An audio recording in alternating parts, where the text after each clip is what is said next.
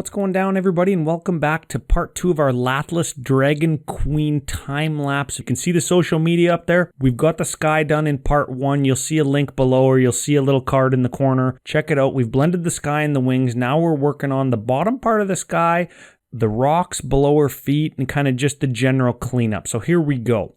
And again, colors in the first video, brushes, supplies, basic techniques in the altered art playlists and everywhere else that you find the altered art videos on the channel. So it's all there. And again, link or playlist will be at the end of the video or in the notes below. So blue, blacks, and essentially I'm just looking at the colors of the clouds behind the dragon's shoulders and just trying to match that or make it darker or blend it down a little bit just to make it look like it matches. I guess that's what I'm doing, is blending it in. And don't forget that I do blend into the card quite a bit, and then I feather it off by tapping it with my finger. And you can see that I go into the card.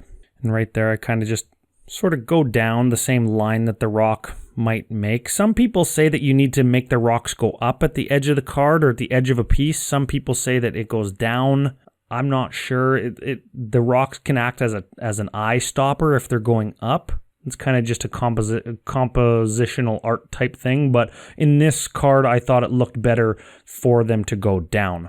And you saw a minute ago I held up some red, purple, green, and that's just new colors that I'm introducing to the card. There's a little bit of green and brown in the rocks at the bottom, especially on the right-hand side just below and just above the M19 set symbol. So that's where that's going to get used. The red, of course, blends blacks and blues to make a really dark purple. It's kind of the same purple for her wings as it is in the rocks, except there's more black in the rocks.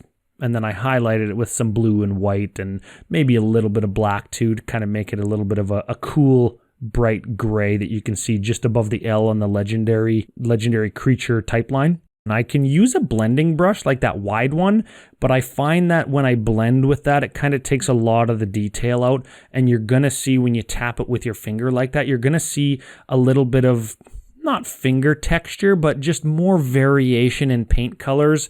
And when I say variation, what I mean is a little bit of a sharper kind of transition in between like where my fingerprint is and where it's not. It's just going to make it look, I hate to use the word textured, but it's going to give it like a textured look, I guess, more than anything. And using that flat blending brush to do kind of a flat purple wash like that is that wing, I find that I lose some detail if I do it that way. Even though you could do it with that wide brush. It is called a blending brush. So I kind of just go back and forth between the two wings, couple different colors, blend it with my finger, and I go back and forth from the left side to the right side just for drying time, so I don't have to keep holding my card up to the light to bake the paint dry, which is a technique that I've highlighted in a previous video. And you can see kind of when my hand moves on that wing below the name Lathless, you can see where the paint is on that, and that's a good kind of indicator of how far into the card I go and how I feather it out. So that's sort of what I think it should look like if you hold your card up so there's a glare.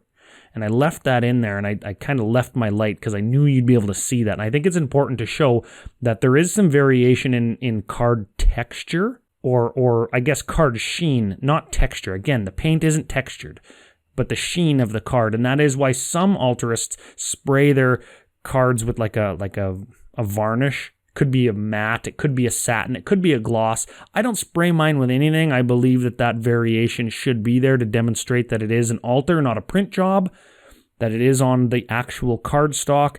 And when you do practice enough and when you do as many as I have, you don't notice it when it's in a sleeve. You don't notice it unless you take it out of the sleeve and hold it up at a really shallow angle to see the light hit it the right way. And if you're down in the comments and you've ever owned an altered art piece of mine, just say that you agree with me, because they're flat and you can't notice. But I wanted to show it in this video to show how far into the card I go. So toothpick cleanup, and I really had a heck of a time with the black on this side here, just kind of below where I'm doing right now. I used my straight edge. I had to redo it, straight edge, redo it, repaint it, toothpick it a whole bunch of times.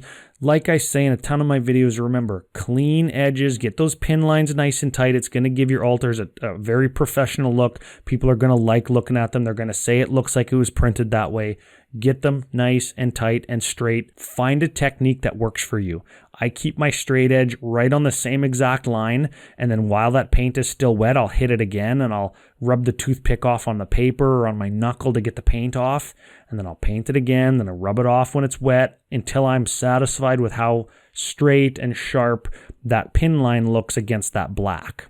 And you can do the same kind of thing at the top of the name line if this wasn't the legendary name line. See how much trouble I even get my knife to try and cut some of the kind of rubber acrylic paint.